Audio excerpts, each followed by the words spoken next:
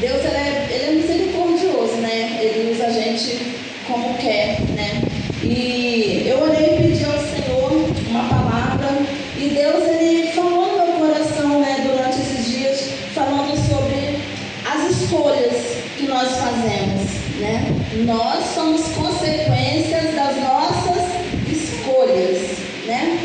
Mas para não ficar aqui só a irmã Sônia falando, eu vou pedir os irmãos para estar lendo comigo em Salmos 63, versículos 6 até o 8. Salmos de número 63, versículos de 6 ao 8. Acharam, irmãos? Está escrito assim: quando me deito, lembro-me de ti. Penso em ti durante as vigílias da noite, porque és minha ajuda. Canto de alegria à sombra das tuas asas. A minha alma apega-se a ti. A tua mão direita me sustém. Amém? Então, queridos, a gente está vendo aqui sobre a proteção do Senhor nas nossas vidas, né? Quando me deito, eu lembro de ti, né? Quantas vezes a gente está lá com a cabeça no travesseiro, o sono demora a vir e a gente começa a conversar com Deus. Fala daquelas coisas que aconteceu durante o dia, conta para Ele as nossas preocupações, aquilo que eu não posso resolver, eu vou chegar para Deus e vou falar. O filho não é assim, quando chega perto da gente, não pede, pai, me dá 10 reais. Isso quando pede 10, Deus maiorzinho já fala, pai, me dá 50 reais, né? 100 reais ela pede. Então nós também, diante de Deus, a gente tem que estar apresentando as nossas necessidades. Claro que a gente não é só pedir, porque a gente não é filho interesseiro, né? A gente, quando se chega até o Senhor, a gente chega também para estar adorando a Ele. Porque a gente quer papai, a gente quer mamãe, a gente gosta quando o filho faz um cafuné, a gente gosta quando o filho fala, mãe, te amo. Que mãe é que o coração não derrete quando o filho fala, ah, mãe, eu te amo tanto, né? Pai, eu te amo. Às vezes a gente está chateado, ia brigar, mas eles às vezes pegam o ponto fraco e já chega assim, ai mãe, você é a melhor mãe do mundo, você é o melhor pai do mundo, e a gente já desmonta, né, aquela briga que é da vez, né? E Deus, Ele quer ouvir a nossa voz, né? Através da nossa oração, das nossas súplicas, porque, irmãos, às vezes a gente vai orar, dobra o joelho e já começa, Senhor, abençoa minha casa, Senhor, abençoa a igreja, Senhor, a gente só pede, né? E o Senhor, Ele sente falta da nossa adoração, da gente dobrar os nossos joelhos, reconhecer diante dEle que Ele é soberano, que Ele é grande, né? Que Ele é um Deus maravilhoso. E assim como a gente tem necessidade de ouvir os nossos filhos falar com a gente, Deus, Ele também quer ouvir a nossa voz. E na Bíblia fala de vários homens e mulheres de Deus que foram grandes, foram chamados por Deus, se colocaram à disposição de Deus, e alguns padeceram muito para estar trilhando esse caminho que Deus chamou eles para trilhar, né? A gente vai falar um pouco sobre Davi, vamos falar um pouquinho sobre Abraão e um pouquinho também sobre Moisés. Grandes nomes da Bíblia, mas que já não nasceram um grande homem da Bíblia, né? Eles foram chamados por Deus, né? E aceitaram, né, esse desafio que Deus propôs para eles. Ou seja, fizeram ali uma escolha, né? Davi, ele é chamado o quê? Um homem segundo o coração de Deus. Davi era um homem segundo o coração de Deus.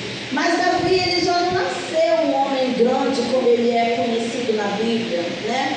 Davi, ele era um jovem com aspecto gentil, né? Era o mais novo dos 8 filhos de Jessé, cuidava das ovelhas, tocava harpa, né? Tanto é que quando foi enfrentar Golias, chegou a rir. Esse menino vai me enfrentar, e a gente vê o resultado do que aconteceu, né?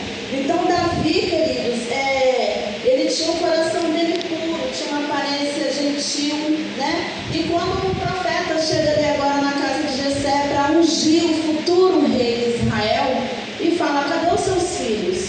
Aqueles grandões, bonitões, todos fortões, altos, né? Pegou os filhos, enfileirou tudo ali. E o profeta falou, acabaram os filhos jovens? Nem o pai dele levava muita fé em Davi. E falou, não, tem um, é o caçula, está no campo, apacentando as ovelhas. E o profeta falou, manda chamar, porque eu não vou ungir enquanto ele não chegar. O profeta via com os olhos que a gente aqui olha, né? A altura, a estatura, o peso, né? A formosura, mas Deus olhava o coração. E Deus viu o coração de Davi, né? E ali, quando Davi é ungido a rei, né? Quando ele unge Davi, que Davi chega e ele é ungido, ele foi rei logo em seguida? Não, levou um bom tempo, né? Ele serviu ao rei Saul, né? Saul tentou matar Davi, tinha inveja, porque Davi era muito querido, né?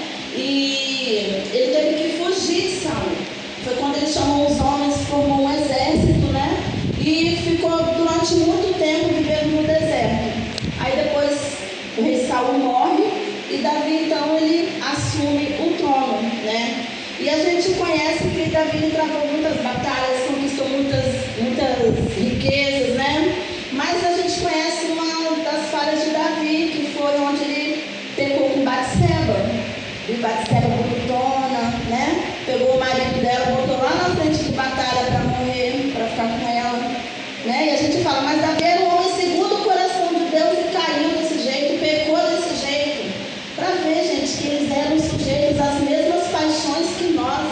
Davi era, Davi um homem, né? Escreveu vários salmos, né? Como agora que a gente leu, né? Mas Davi, ele traz uma linda história de exemplo de fé. Porque mesmo quando ele caiu, né? Ele sofreu as consequências, que o filho dele ficou doente, ele rasgou as suas vestes, ficou usando roupa de saco, né? Na cinza, não queria comer, e para ver se Deus dava vida para o filho dele. Mas Deus levou o menino. Ali então, ele se arrependeu do pecado que ele tinha cometido e voltou a buscar restaurar a comunhão que ele tinha com Deus, né? Então ele deu aqui um grande exemplo de buscar pela restauração da intimidade dele com Deus. E a gente, às vezes, quando a gente fala de fazer a obra do Senhor, a gente começa a falar assim, meu Deus, né? É tão difícil fazer a obra do Senhor. E aí tem aquela pergunta lá, né? Quando pergunta, eu acho que é Isaías que fala, quem enviarei? Né? E ele fala, eis-me aqui, né? Mas hoje, gente, o que a gente mais tem visto nas igrejas é, a quem enviarei? Eis-me aqui, Senhor. Mas manda não, Roberto. Gente, hoje em dia a igreja está difícil de pessoas que querem abraçar a obra, de botar a mão no arado e trabalhar com firmeza na casa do Senhor. Hoje está difícil, porque hoje as igrejas estão cheias, as pessoas entram, ouvem louvor, ouvem a palavra, acabou, vai cada um para sua casa. É cômodo. Aí domingo que vem, está aqui de novo, senta, ventilador, né? As igrejas têm ar-condicionado fresquinho, né? Ouve a palavra, canta o louvor, acabou mais uma semana em casa. Mas Cristo não nos chamou para isso. O Senhor nos chamou para que nós estivéssemos fazendo o ID. E o ID de Cristo não é na Itália, na Alemanha, não precisa ser longe. O ID de Cristo é com o nosso vizinho do lado da nossa casa. O ID de Cristo é na escola, é na faculdade. É lá na minha loja, quando entra alguém precisando de uma palavra, eu dar uma palavra e falar assim, olha, Jesus te ama. Isso que você está passando é passageiro, outras pessoas também passam, mas a solução é Cristo. Isso é fazer o ID de Jesus, é estar na fila do mercado, na fila do médico e falar de Jesus. É para isso que o Senhor nos chamou, né? E a gente fica vendo às vezes as pessoas procurando desculpas. Eu não sei cantar, eu também não sei, como meu marido fala, né? Subtono, né? Eu falo é desafinar mesmo, mas eu estou aqui. Se tiver alguém que canta melhor, fala assim, minha, quer que eu fique no seu lugar? Amém, vai ser bem-vindo, tá? Quem quiser, já após o culto, já fala com a gente, né, irmão Paulo? Vai ser muito bem-vindo.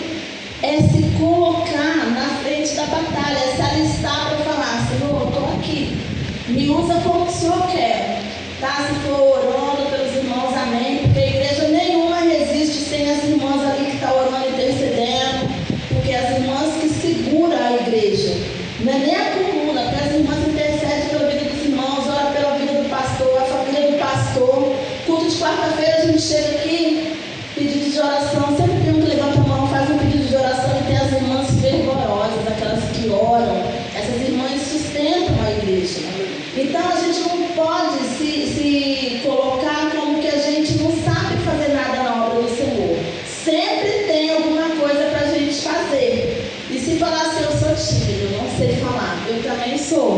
Mas a gente pede para Deus ir tirando o nervosismo e o Senhor ele vai tirando, né? Ele faz na nossa vida aquilo que a gente pede. Agora, se eu não demonstrar interesse, né, vontade de fazer, eu vou continuar parado, né? A gente vê também o exemplo de Abraão. O exemplo de Abraão. Abraão não nasceu sendo o pai da fé, né? Abraão vivia em Ur dos Caldeus, né, com o pai dele Terá, a sua esposa Sarai e os outros parentes dele, né? E Deus chama Abraão e faz uma promessa para ele. E fala, ó, você vai para uma terra distante que eu vou te dar, tá? E vou te dar uma descendência numerosa, você vai ser próspero. E através de ti, todas as famílias da terra serão abençoadas. Deus fez um convite para ele. Novamente entra a questão da escolha. Se ele falasse não, talvez Deus apertasse um pouquinho para ele poder pensar direitinho, né? Mas com 75 anos, Abraão obedece e parte então com a sua família e seus bens para Canaã. Foi para a terra prometida, né? E Deus ali ele reafirma a promessa para Sara que teria um filho. Sara duvidou, Abraão duvidou. Sara já era avançada de idade, né, quando teve o seu filho. Só que nesse meio tempo, o brasileiro tem mania de querer dar um jeitinho, né? Está demorando muito, vamos tentar fazer assim, para ver se acontece logo. E muitas vezes isso custa caro, irmãos, porque a esposa dele, a Sara, deu a ideia dele se deitar com Agar, a serva, onde nasceu Ismael, né? E mais à frente a gente vai ver toda a problemática que deu, né, entre o povo descendente de Ismael e o descendente de Isaac. Mas Deus, ele não é Deus que promete e esquece.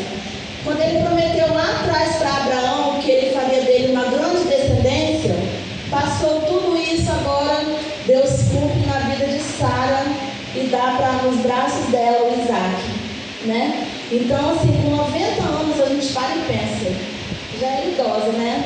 Mas aí fica a pergunta, acaso tem algo impossível para Deus? Nada é impossível para Deus. Mas aí novamente a gente faz a questão da escolha. Algumas pessoas entram na igreja, queridos, e acham que vai se converter hoje, a bênção vai chegar na mão dele amanhã. Eu não sei se aqui tem alguém que está orando por alguma coisa assim há muito tempo. Há muito tempo. Hoje na aula de manhã a gente estava falando sobre Daniel, que Daniel ficou durante 21 semanas triste, não queria comer, triste porque ele orava e parecia que Deus não estava ouvindo a oração dele. Mas Deus depois enviou um anjo até Daniel e falou, olha, desde o primeiro momento que você dobrou o seu joelho, eu ouvi a sua oração. Então, se você tem orado pelos seus filhos, pelo seu marido, queridos, não para de orar. Porque a gente quer para hoje e tudo é no momento de Deus. Porque quando é no tempo de Deus, é bom, é perfeito, é agradável. E aquilo que Deus traz para nós não traz confusão. O Abraão, ele quis dar um jeitinho lá com a serva dele. E a gente sabe que depois isso teve consequência. E aí Deus faz uma promessa para a gente acha que está demorando, vou fazer do meu jeito. Aí depois a gente quer chorar. Mas aí a culpa é de quem? É de Deus? A culpa não é de Deus, a culpa é nossa, porque às vezes falta fé. A gente tem que viver uma vida de fé, tá? E a gente vê aqui que Abraão foi chamado de pai da fé porque ele orou tanto por aquele filho, o filho da velhice, promessa de Deus. Depois o Senhor, para provar a fé de Abraão, pede que sacrifique o seu filho. E ele não negou, irmãos, ele não discutiu, ele não falou nada, simplesmente chamou aquele jovem, preparou tudo e foi lá para onde o Senhor tinha falado que era para ele sacrificar seu filho.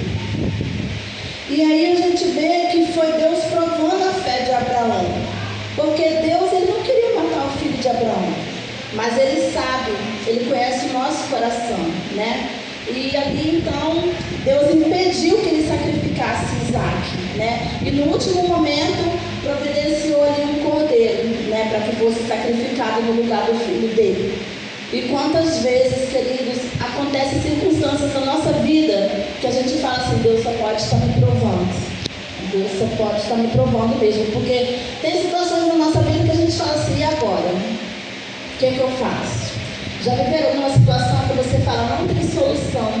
Não tem.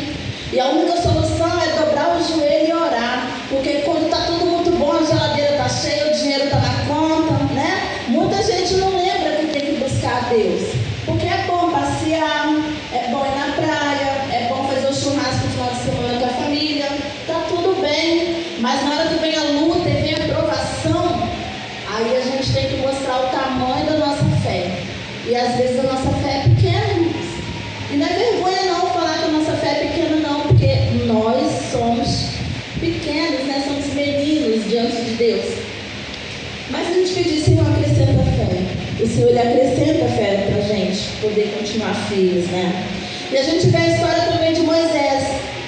Moisés, ele não nasceu, né? Habituado a estar na presença de Deus e vendo Deus face a face, né? Nasceu, a mãe dele não podia ficar com ele, a mãe então pega ele ali, põe no cestinho, coloca no rio. A filha lá, né, de Faraó encontra o menino, adota, ele é criado ali no palácio com todas as regalias e honras, né, da família real. Mas ele não se esqueceu das suas origens. E aí no momento certo, como eu falei, tudo no tempo de Deus, no momento de Deus, Deus ele fala com ele, fala com Moisés, né? E aí ele fala com ele porque ele tem um convite para ele, né? Para ele fazer o quê? Libertar Israel, que estava lá no Egito, né? E aí, queridos, a gente sabe que ele falou assim, olha, eu não sei falar. E Deus permite que ele leve Arão para estar falando por ele. Não é que ele deu uma desculpa que ele não queria ir, mas na nossa vida também às vezes é assim, como eu já falei, né? Todos os grandes homens, Gideão estava malhando trigo no lagar. Lagar é lugar de pisar uvas, mas ele estava ali malhando, né, pisando ali o trigo, quando Deus viu ele lá. Ele estava ali para confundir os midianitas que queriam roubar a produção deles, né? Mas não adianta se esconder, porque onde a gente se esconde, Deus ele está nos vendo, né? Não adianta eu tentar fugir de Deus. Para onde eu vou? Salmo 139. Para onde eu fugirei do Senhor, né? Então é mais fácil a gente aceitar a vontade de Deus para nós, porque Deus aqui tem um chamado na vida de cada um.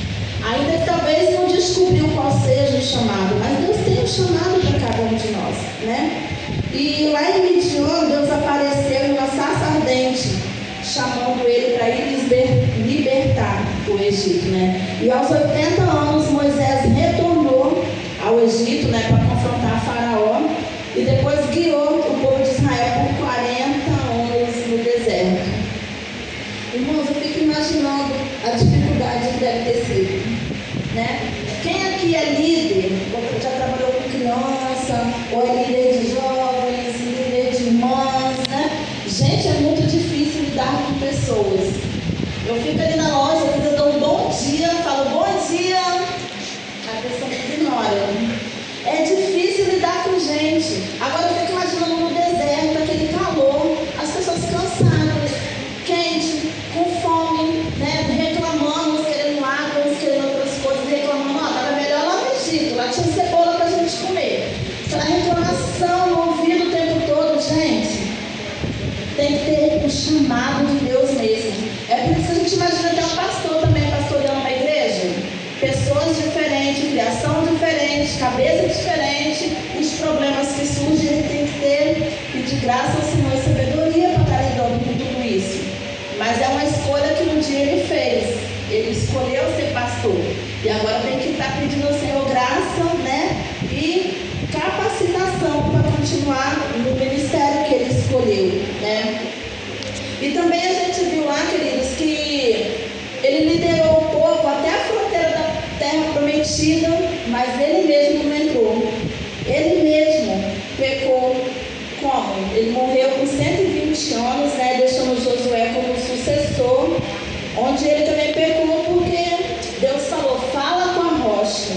Estava com fome, Deus mandava o maná, já estava enjoado de maná, não queria mais maná, nada estava bom, nada prestava. Então, queridos, a gente, na nossa vida não é diferente não, tá? Os apóstolos, para fazer a obra, depois que Jesus chamou cada um deles, eles fizeram muitos sinais e maravilhas. Mas antes disso, eram médicos, cobradores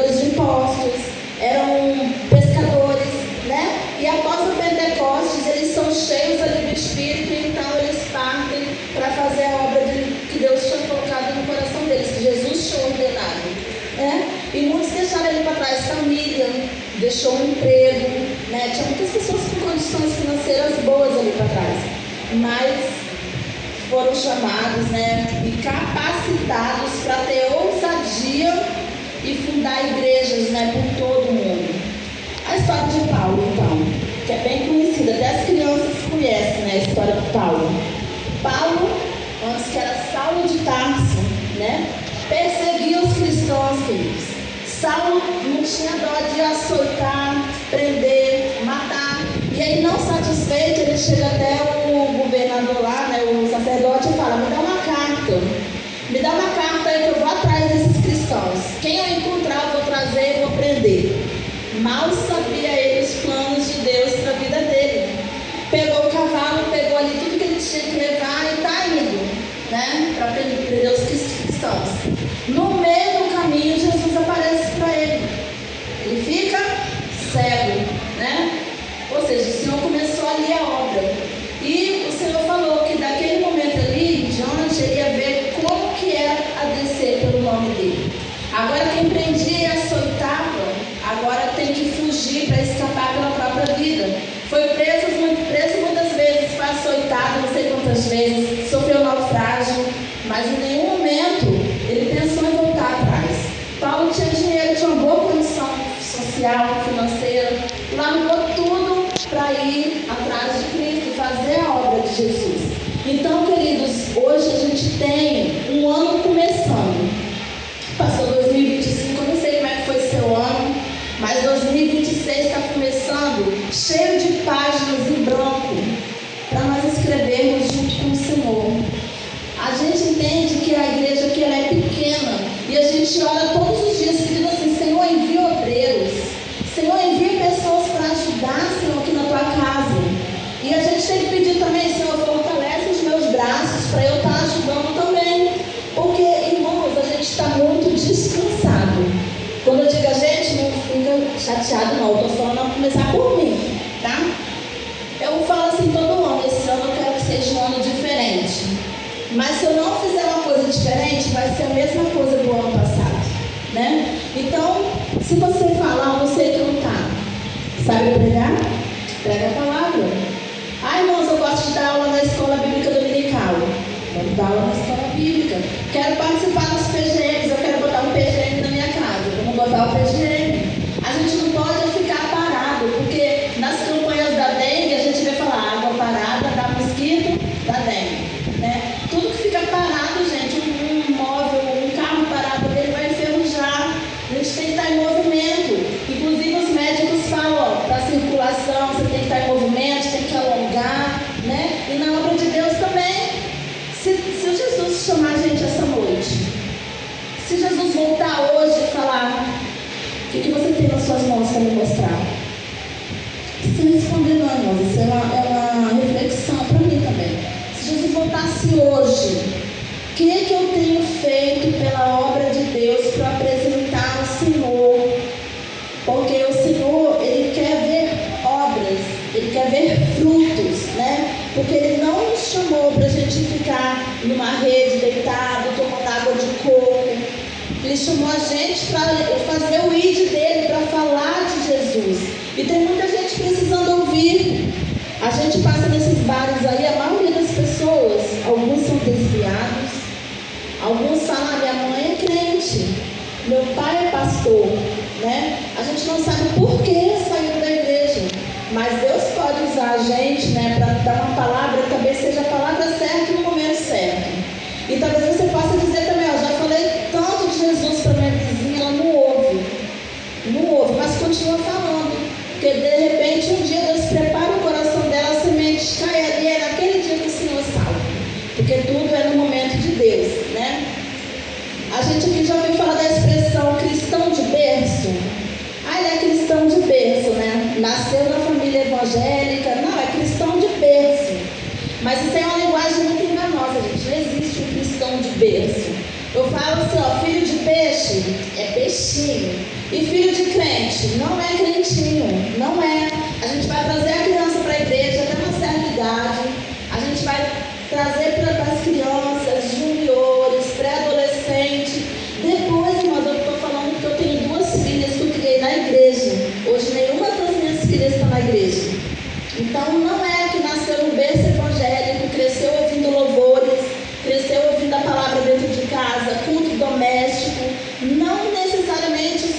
vai crescer firmado na igreja com a mesma fé que o senhor tem, não é isso, irmão Natal?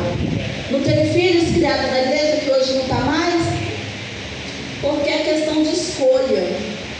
Eu não posso escolher para minha filha Gisele, ela está aqui na igreja servindo ao Senhor.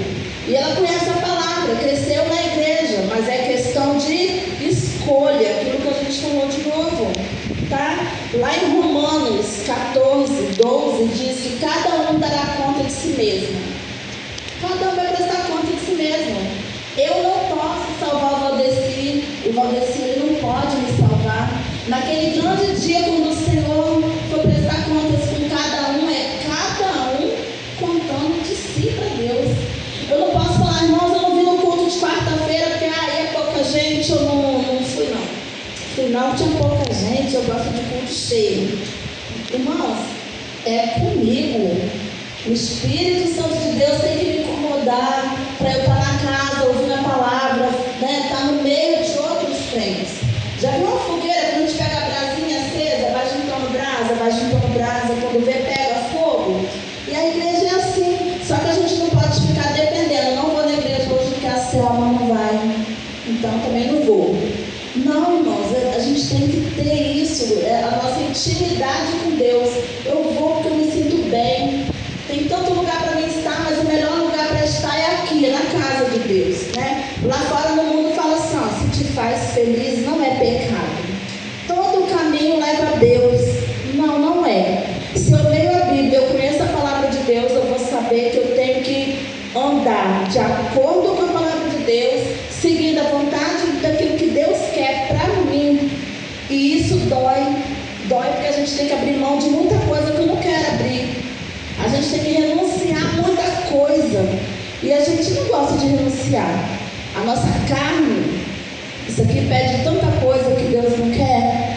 Mas a Bíblia diz assim, que a carne, né? O espírito está pronto, mas a carne ela é fraca. E às vezes a gente quer vir para o culto e falar, meu Deus, está tão calor. Vou tomar um banho, vou ficar em casa aqui na frente do ventilador, não vou não. Ou então falar, não vou hoje no PGM não, porque vou fazer janta mais tarde. A gente sempre tem uma desculpa, irmãos. Não é que eu estou falando que é para botar a igreja no lugar da família, na frente da família, não. Pelo amor de Deus, tá? Primeiramente Deus, família e igreja. Não pode tirar essa ordem, né? E quando a gente ouve a palavra de Deus, a gente começa a orar a Deus, a gente começa a buscar em Deus para Ele dar essa força para a gente de estar na casa de Deus, Deus Ele vai dando força e a gente começa a orar. É igual comida. Se você come 100 gramas, amanhã você come 200 gramas, semana que vem você está comendo meio quilo. O seu corpo ele vai se habituar a comer muito. E orar também. Eu oro hoje 5 minutos, amanhã eu oro 10 minutos. Eu vou criar uma vida de oração que o dia que eu não orar eu vou sentir falta. E a gente quando ora, a gente cria essa intimidade com Deus, né? Assim como o pai já conhece a voz do filho, se o seu filho te ligar no Natal, lá no telefone, o senhor conhece a voz, sabe seu Paulo não. Deus ele conhece a nossa voz também, como filhos amados, ele quer que a gente chegue até ele todo dia. Não para pedir, igual eu falei que muitas vezes a gente só vai para pedir, mas ele quer que a gente se chegue até ele, como que a gente esteja realmente reconhecendo que a gente não é nada sem Deus, tá, queridos? Que a gente tem que fazer essa escolha todos os dias. Quando o mundo diz que se te faz feliz não é pecado, todos os dias vai aparecer coisas diante de nós que nós vamos ter que estar escolhendo, tá? E aí você fala assim, isso é bobeira, isso não tem nada a ver não. Esse não tem nada a ver, está levando muita gente para o inferno. Porque a palavra de Deus está sendo pregada hoje aí fora, é a palavra da prosperidade, é a palavra da casa própria, é a chave do carro. As igrejas que pregam isso estão lotadas. Agora a igreja que prega o evangelho genuíno de Cristo, a igreja que prega que a gente tem que se arrepender, a gente tem que voltar atrás, buscar ter uma vida mais reta diante de Deus. Isso parece dar comichão nos ouvidos, as pessoas não querem mais ouvir isso. As pessoas chegam, tem um louvor, canta demais, dá 15 minutos para a palavra e acaba o culto. E se amanhã ou depois chegar ali e perguntar, qual foi a pregação, irmã, que eu não pude ontem? Não sei. A gente sai vazio. Mas eu digo uma coisa, ó, a gente largou a nossa casa, tomou seu banho, vestiu sua roupinha, arrumou o cabelo, veio até aqui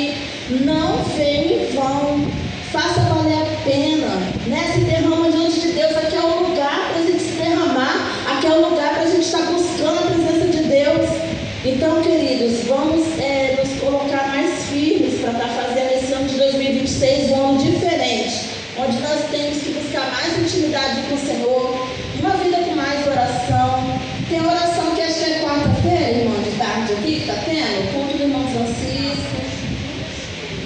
Segundas-feiras, 4 horas a oração. Quem puder, gente, não é só para as irmãs, é para toda a igreja. E oração nunca é demais. Eu lembro que a minha filha fala assim: oi, mãe. Eu falei: oi, mãe, não, benção. Mas eu já te dei bênção de manhã. Eu falei: benção nunca é demais. Se não vê 3 vezes, me dá bênção 3 vezes, né? Mania de velha, ela fala. Mas eu gosto. Meu pai, quando era vivo, se eu passasse por ele 3 vezes, eu falava assim: benção, pai. Benção, pai. É a gente ter essa coisa de querer, né? Tá buscando. Então, queridos, lá no Salmo 143:1 vai dizer assim, ó: ensina-me a fazer a tua vontade, pois tu és o meu Deus, que o teu bondoso espírito me conduza por terreno plano. Ou seja, ensinar a fazer a vontade de Deus, ainda que plana, gente, ainda que a vontade de Deus seja contra aquilo que eu quero. Mas a Bíblia diz que há caminhos que ao homem parece perfeito, muito bom, mas que o final dele é a morte. E o diabo, ele não está brincando, gente. O diabo é o pai da mentira. Ele veio para roubar, para matar, para destruir. E quando ele vê que o cliente está desperto, ele está distraído, ele vai encostando, criando situações. Quando a pessoa vê, já está desanimada, não sente vontade de orar, não quer mais vir para a igreja. Lá no Rio tinha um pastor, lá da Assembleia, onde eu congregava, que ele não deixava a gente sentar no último banco. E hoje aqui eu sento, né, no último banco. Ele não deixava, irmão, se você chegasse aqui do altar, ele falava assim: Ana Paula, aí não, vem para frente. Botava a igreja toda para frente, ele falava assim: aquele banco lá é para pessoas que já estão pensando em sair da igreja, ali está mais perto da porta. Ele tinha isso com ele, ele não deixava a igreja sentar no último banco.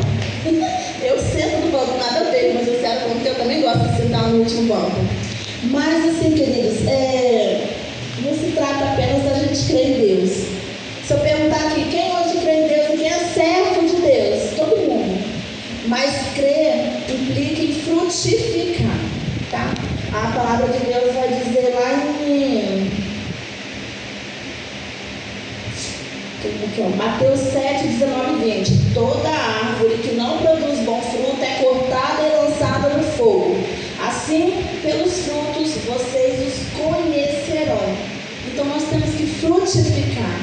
Quais os frutos que nós temos dado, né? Então, assim, nessa noite o Senhor vem estar renovando as nossas forças, vem estar nos dando vontade de querer estar trabalhando para a obra de Cristo, né? Porque é muito bom a gente sentar. A gente aqui que fica aqui na frente, se ficar só sentadinho ouvindo, a gente gosta. O Presley estava aqui, agora o Presley já estava sentadinho ouvindo. É bom, né? Mas já pensou? Cada semana, uma semana a Ana Paula vem aqui e prega, na outra semana vem a irmã Natal, na outra semana vem a irmã Vilmar, a Josiara. É bom, irmãos, né? Todo mundo está fazendo a obra, porque a obra de Deus cresce, né? Nós aqui somos uma família, né? Em casa, cada um tem uma função. Na casa de vocês, na minha casa também. Então aqui na igreja tem função para todo mundo. Quem quiser trabalhar, há trabalho para todo mundo, tá? Temos que dar frutos. E Deus, na infinita misericórdia dele, ele renova as nossas forças e nos dá sabedoria. Eu lembro que antigamente, foi que eu me batizei, eu só podia esconder embaixo do banco, porque todo mundo que batizava tinha que ir lá na frente chamar. E eu lembro que nesse dia eu abaixei tanto, escorreguei tanto para debaixo do banco, gente, que eu quase entrei literalmente embaixo do banco, eu suava de molhar a roupa. E eu não queria ter oportunidade. E assim, então hoje eu falo pelos cotovelos, tem que mandar parar. E no culto das crianças, também foi outra experiência que eu tive lá no Rio. A tia das crianças, a líder, falou bem assim: a partir de hoje, cada culto infantil, uma tia vai pregar. Pronto, eu comecei a passar mal de ansiedade acho que uns 5 meses antes. Gente, eu falei assim, eu perdi a vontade de trabalhar com as crianças. Eu não quero mais trabalhar com as crianças. Ela falou: por quê? Porque eu não quero ter que falar lá na frente. Aí ela foi e falou assim: nossa, menina, você fala tá bom. Me preparei, eu acho que em casa eu planejei falar assim uns 30 minutos. Eu cheguei na hora, falei 5 minutos e agradeci. Só que enquanto eu estava pregando, gente, eu estava com o microfone, quem que entra pela porta com uma pasta na mão? Um pregador renomado lá do Rio, Giron de Paulo, não sei se vocês já ouviram falar. Giron de Paulo, irmã Rebeca, me entra pela porta. Eu já estava tremendo com o microfone e ele veio andando em minha direção, passou, subiu e sentou atrás de mim. Aí que eu não consegui falar mais nada mesmo, agradeci, entreguei o microfone, aí a tia foi e passou para ele. Ele sentiu tanta pena de mim, tadinho, mas ele me incentivou. E ele falou assim, quantos creem que Deus fala no culto de criança? E aí ele foi e falou que aquela palavra ele tinha recebido. Eu falei, a humildade em pessoa. E aí eu lembro que eu tinha pregado, foi no Salmo, acho que 33. E aí ele falou o que estava acontecendo com ele e tal. Então assim, eu falei 5 minutos, parecia que era uma eternidade. Então, eu fico vendo a Ana Paula, que tem vergonha de vir aqui na frente. Deixa Deus te usar, você lê a palavra, você vai orar, Deus vai te capacitar, né? Falei com a irmã Raquel, Raquel, não sei cantar. Então assim que voltar, e Dalina, Jéssica e a Kelly, eu estou passando para elas de novo, né? Porque cada um tem um chamado, eu não tenho. Então, queridos, a palavra que Deus me deu hoje é essa, um alerta para a igreja, um alerta para mim, que não basta a gente dizer que é servo de Deus, nós temos que gerar frutos, tá? Frutos de qualidade, né? Frutos que nos levem a estar produzindo salvação em outras vidas. Assim como um dia nós fomos salvos, a gente quer que outras pessoas também venham estar aqui participando conosco, né? Provérbios 3, 5 e 6 vai dizer, confia no Senhor de todo o teu coração, não te estribes do teu próprio entendimento, reconhece-o em todos os teus caminhos, e Ele endireitará as tuas veredas. E Apocalipse 3, para finalizar, eis que venho sem demora, guarda o que tens, que ninguém tome a tua coroa. A quem vencer, o farei coluna no templo do meu Deus, e dele nunca sairá. Escreverei sobre ele o nome do meu Deus e o nome da cidade do meu Deus, a nova Jerusalém, que desce do céu, do meu Deus, e também o meu novo nome. Quem tem ouvidos, ouça o que o Espírito diz às igrejas. Amém.